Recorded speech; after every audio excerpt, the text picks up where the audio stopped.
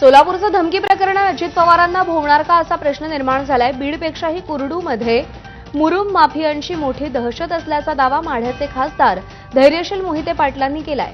तसंच अजित पवारांनी प्रोटोकॉल मोडून नेत्याशी कॉन्फरन्सवर बोलत महिला अधिकाऱ्याला धमकावल्याचा गौप्यस्फोट मोहिते पाटलांनी केलाय।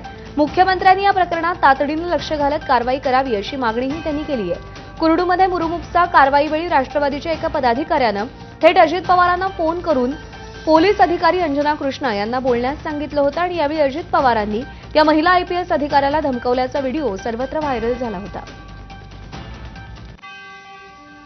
संबंधित कोण तिथला जो व्यक्ती आहे जो कॅमेऱ्यात आपल्याला दिसतो त्या व्यक्तीला घेऊन अजून एक मध्यस्थी व्यक्ती होता, त्याने कॉन्फरन्स करून अजितदादांना फोनवर घेतला। त्यानं काही डायरेक्ट अजितदादांना फोन लावला नव्हता।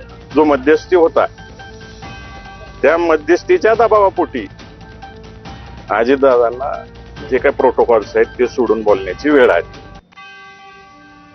तर मुरुमचा माफियांना सोडणार नाही असं म्हणत सोलापूरचे पालकमंत्री जयकुमार गोरे यांनी सरकार अंजना कृष्णांच्या पाठीशी असल्याचे संकेत दिले।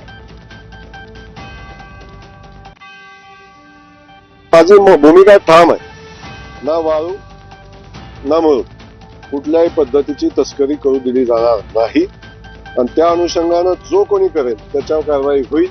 कितीही मोठा असला कुणी असला तर त्याला सोडलं जाणार नाही आणि आम्हीच नाही, आमच्या शासनातलं कुणी त्याचं समर्थन करणार नाही याची खात्री मला आहे।